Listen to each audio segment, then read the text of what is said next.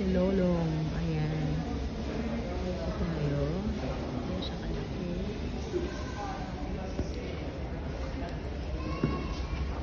Imagine yung ganito kalaki yung crocodile.